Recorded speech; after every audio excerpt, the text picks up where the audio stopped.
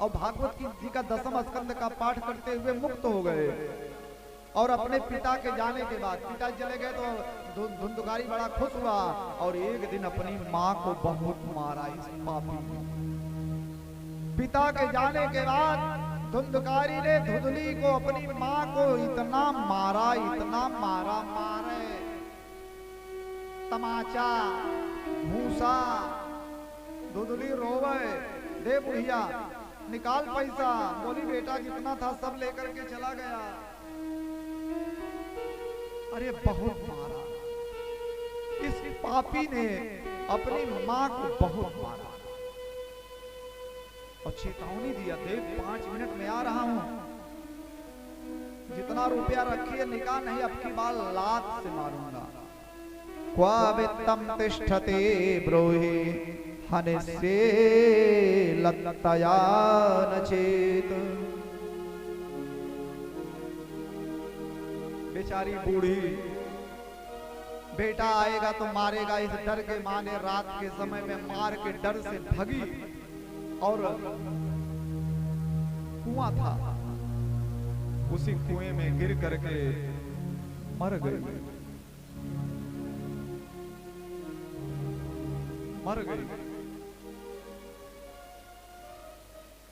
जैसी करनी वैसी भरनी, यही ना परपंच की थी, फल नहीं खाई थी। आत्मदेव पंडित जी तो क्या हुआ, तो मस्त हो गए भागवत जी का 10वां स्कंद का पाठ करके। जैसी करनी वैसी भरनी के ऊपर में कल एक कहानी सुनाएंगे, आज समय ज्यादा हो रहा है। माँ मर गई, पिताजी चले गए। गोकर्ण ने कहा भाई तो बड़ा खतरनाक आदमी है, नहीं रहना है। और उसी रात गोकर्ण जी चले गए तीर्थ यात्रा में। और जब कोई अंकुश नहीं रहा तो 5 स्त्रियों को लेकर के आया, बाजारू स्त्रियों को, और उन्हीं का दिल खुश करने के लिए। एक दिन लोगों ने कहा धुंधकारी जी हमें लेकर आए हो और कुछ उपहार हमारे लिए ले नहीं आते हो। उन्हीं स्त्रियों का दिल जीतने के लिए राजा के यहाँ बहुत बड़ी चोरी किया। तो स्त्रियों ने सोचा कि जो कहीं पकड़ा गया तो हमारा नाम ले लिया तो हम भी जेल में चक्की पीसेंगे इसके साथ। तो क्या काम किया, खा पी करके सोया था, 5 स्त्रियों ने पकड़ लिया, 2 हाथ पकड़ी 2 पांव पकड़ी और छटपटाने लगा। एक सोची अगर छूट जाएगा तो मारेगा, उसके मुंह में जलती हुई आग डाल दिया।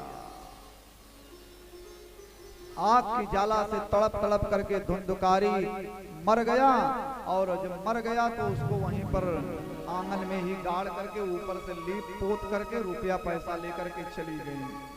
बहुत दिनों के बाद जब गोकर्ण जी आए तो देखे तो घर सुनसान पड़ा है, रात का समय था। वहीं भजन करने लगे तो धुंधुकारी बहुत बड़ा प्रेत बन करके लगा डराने। तो गोकर्ण जी कहे ये क्या हो रहा है। कभी हवा चलने लगे, कभी आग जो है चलने लगे अचानक, कभी कुत्ता भौंकने लगे खूब जोर जोर से।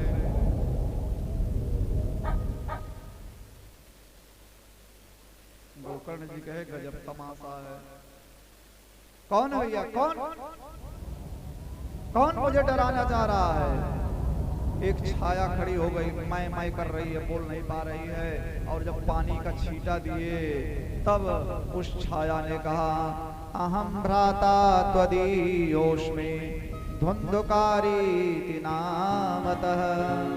ए भैया गोकर्ण, मैं तुम्हारा भाई धुंधुकारी, मुझे बचा लो मेरे भाई, मुझे बचा लो। उन स्त्रियों ने मुझे मार डाला, मैं भयंकर प्रेत बना हुआ हूँ, मुझे बहुत कष्ट है। मैंने बहुत बड़ी गलती की है मेरे भाई, बहुत बड़ी गलती की। मैंने पिताजी को भला बुरा कहा, मैंने माँ को मारा, मैंने तुम्हें भला बुरा कहा। हाय मैंने अपने ब्राह्मणत्व का नाश किया। अरे मैंने बहुत पाप किए, लेकिन मुझे बचा लो मेरे भाई।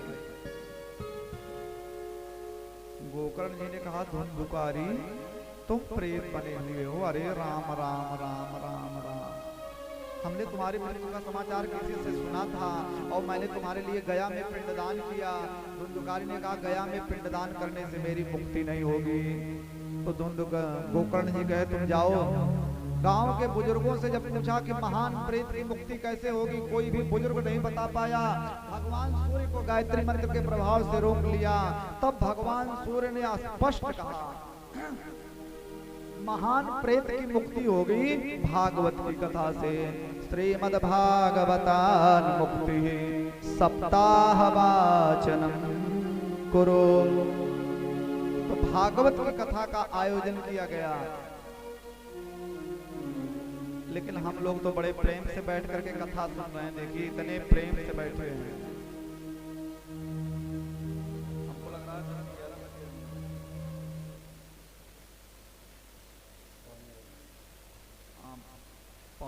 बज गए, लेकिन फिर भी सब लोग कहना है महाराज चले 12 बजे से। इतना प्रेम है कथा।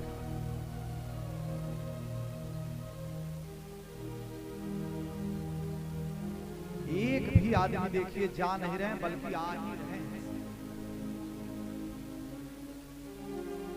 धन धन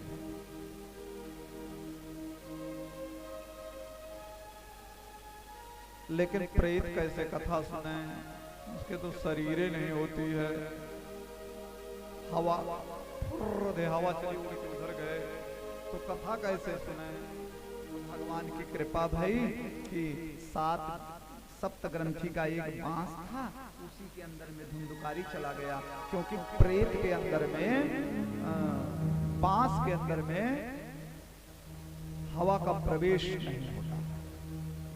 पहले दिन की कथा समाप्त हुई, पहली ग्रंथि फट गई। द्वितीय तथा सायं द्वितीय ग्रंथि भेदनम। दूसरे दिन की कथा जब खत्म हुई तो दूसरी ग्रंथि फट गई। इस तरीके से एवं सप्त दिनेश्चैव सप्त ग्रंथि विभेदनम कृत्वा द्वादश स्कंध श्रवणात् प्रेततां जहौ। 7 दिन की कथा पूरी हुई, 7 ग्रंथियां फट गई। दिव्य रूप धारण करके धुंधुकारी उसी में से निकला, बढ़िया तुलसी की माला ओला पहने हुए, और कहने लगा भैया गोकर्ण तुम धन्य, तुम्हारी कथा धन्य। ये भागवत की कथा प्रेत पीड़ा विनाशनी है। देखो देखो देखो मुझे शरीर मिल गया, भगवान के दूत आए हैं, मैं ना वैकुंठ जा रहा हूँ। जब विमान में बैठने लगा तब गोकर्ण जी ने भगवान के दूतों से कहा कि ऐसा है कि कथा तो अकेले धुंधुकारी ने सुनी नहीं। शुक्ला जी गया जगन्नाथ करके आए हैं, तो अकेले थोड़ी कथा सुन रहे हैं। कथा तो पूरा गांव सुन रहा है, पूरा समाज सुन रहा है, पूरा पवस्त सुन रहा है। कल से और ज्यादा भीड़ होगी, अकेले थोड़ी सुन रहे हैं कथा।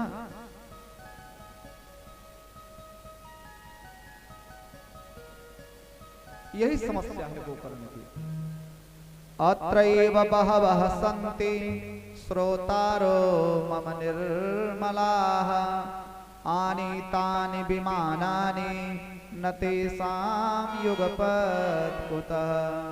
जब कथा सबने सुनी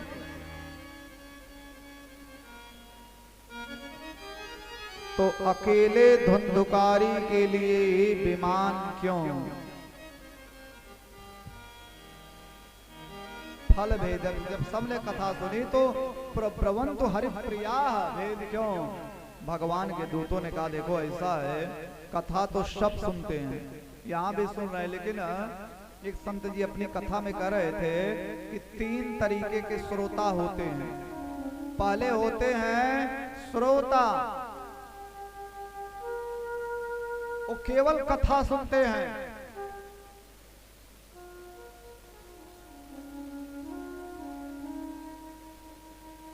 और कोई कोई श्रोता तो बुजुर्ग जो श्रोता होते हैं इतने भाव।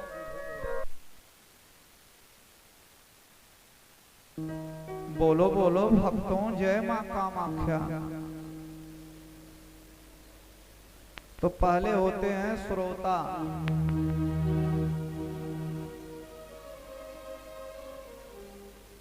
अरे एक दादा एक बार कथा सुन रहे थे, हम भी कथा कह रहे थे, अर्जुन जी थे उस पे बंद करा। इतना उल्लास आ गया। एक होते हैं श्रोता, वो कथा सुनते हैं, और दूसरे होते हैं सरौता, वो कथा के पंडाल में आएंगे, कहेंगे यार मजा नहीं आ रहा है, जैसे सुपारी काटी जाती है। और तीसरे होते हैं सोता। हाँ हाँ, आप आजमाइश कर लीजिएगा, नींद की गोली खाने पर पंखा, रजाई, एसी, अरे नींद की गोली खाने पर भैया उतनी सुंदर नींद नहीं आती जितनी सुंदर नींद कथा सुनते समय आती है। हमारी माताएं इसमें तो रिकॉर्ड तोड़ देती हैं, क्योंकि जब इनको नींद आती है घूमट लगा लेती हैं। अब कैसे पता चले? सोता, सरौता, श्रोता, तीन होते हैं। लेकिन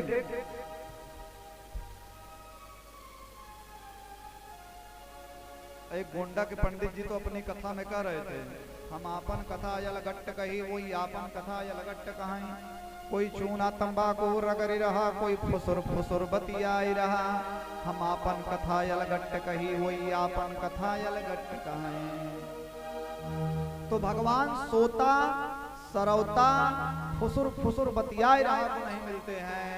कथा का मतलब क्या है? कथा सुनो, गुनो, धुनो।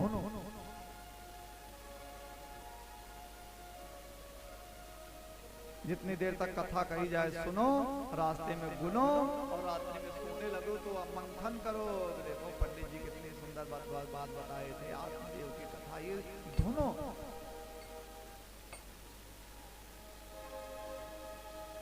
धुंधुकारी की मुक्ति हुई, धुंधुकारी ने कथा को सुना, गुना, धुना। गोकर्ण जी ने दोबारा कथा कही, और जो दोबारा कथा कही तो पूरे गांव के लिए विमान आ गया।